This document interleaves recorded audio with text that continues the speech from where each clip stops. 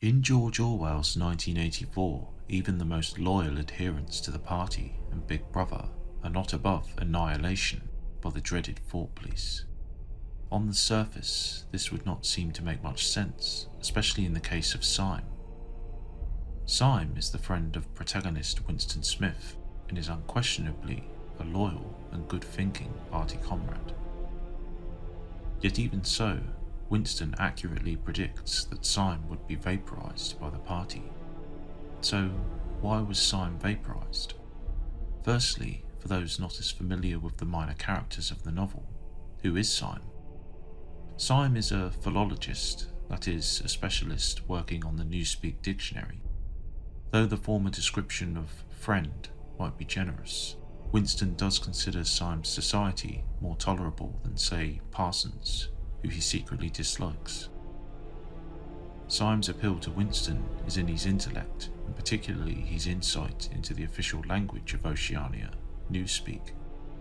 As Winston explains, quote, "Talking to Syme was largely a matter of getting him away from such subjects and entangling him, if possible, in the technicalities of Newspeak, on which he was authoritative and interesting." In a similar, if distinct way to O'Brien, Winston may feel a connection to Syme because of his intellect, though, unlike O'Brien, Winston is under no illusion that Syme's intellect is somehow coupled with a hidden unorthodoxy. Syme delights in recalling the hanging of enemies, lamenting that he dislikes how they tie the legs of the victims together, as he enjoys the kicking that would result otherwise. He also pointedly describes the distinct blue colour of the tongue on the victims. Syme additionally approves of the actions of Parsons' daughter, who, on a hike, tailed and condemned a strange man, handing him over to the Thought Police because he wore strange shoes. Syme too demonstrates a staunch orthodoxy in his criticism of Winston himself in Book 1. As a practitioner of Newspeak, Winston's articles in the Times are critiqued. Quote, "You haven't a real appreciation of Newspeak, Winston. Even when you write it, you're still thinking in Old Speak. I've read some of those pieces in the Times occasionally. They're good enough, but they're translations. In your heart, you'd prefer to stick to Old Speak, with all its vagueness and its useless shades of meaning. You don't grasp the beauty of the destruction of words." Syme, then, is undoubtedly a fully devoted party comrade and adherent of Ingsoc. Yet Winston later on in the chapter feels certain that nonetheless Syme will be vaporised. But why was this? Winston explains the problem. Quote, "One of these days," thought Winston, with sudden deep conviction, "Syme will be vaporised. He is too intelligent, he sees too clearly and speaks too plainly. The party does not like such people. One day he will disappear. It is written in his face." Syme's problem is that his orthodoxy is not enough.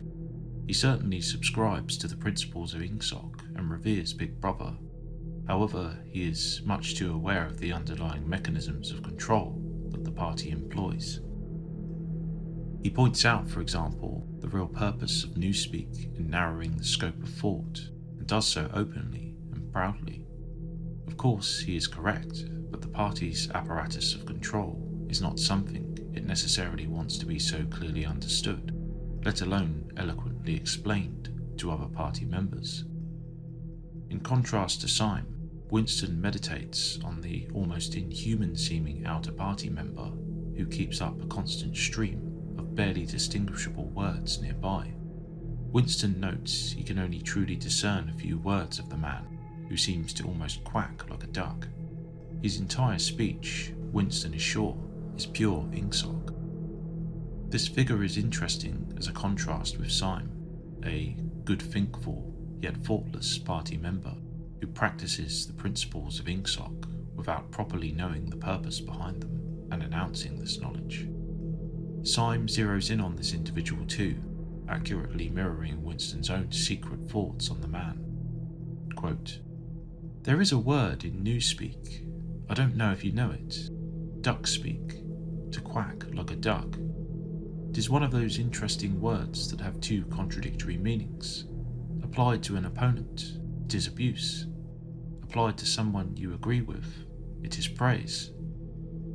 Winston laments after this comment that Syme will be vaporised, given his clarity of thought, despite his apparent orthodoxy and flawless use of doublethink.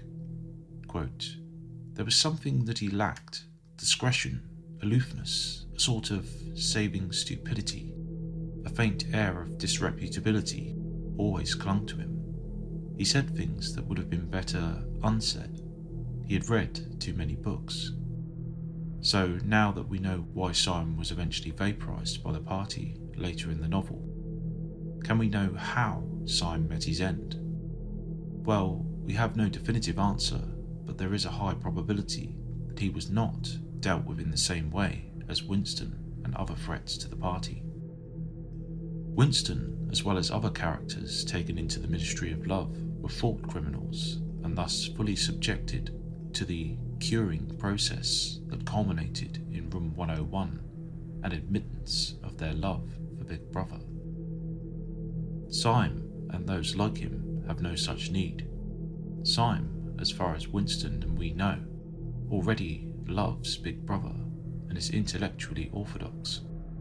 Syme's demise then was likely a simple elimination, perhaps after a short stint in a cell, a quick bullet to the back of the head. We can reasonably conclude this based on what we know. O'Brien himself, later in the novel, admits that no enemy of the party is executed till their mind is cured. Since Syme's mind doesn't need curing, he can simply be eliminated as a potential threat, a mind that might have gone astray and now never can. So there we have it, why Syme was vaporised and how he was likely executed by the party. What do you think? Would Syme have eventually become a thought criminal? Let us know in the comments. And remember, war is peace, freedom is slavery, ignorance is strength.